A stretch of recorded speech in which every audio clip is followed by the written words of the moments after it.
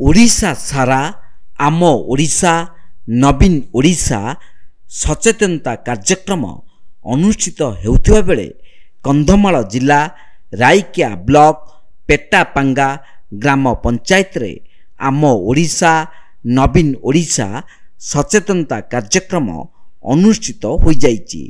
पेटापांगा पंचायत अंतर्गत विभिन्न वार्डर जनसाधारण एही कार्यक्रम रे जोग देइथिले।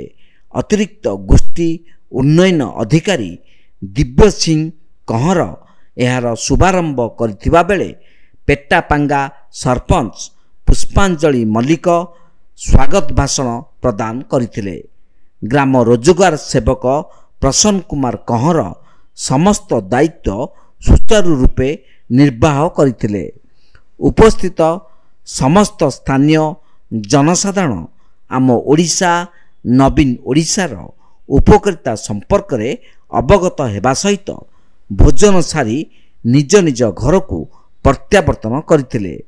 दलीय कार्यक्रम सांगकू आदिवासी गीतर ताले ताले झुमिले स्थानीय लोके।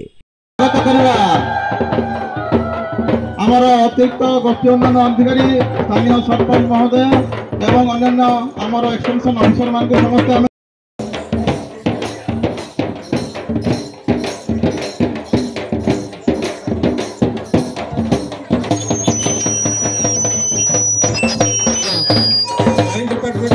राइकियारू नृसिंह चरण दास को रिपोर्ट तीर्थक्षेत्र लाइव।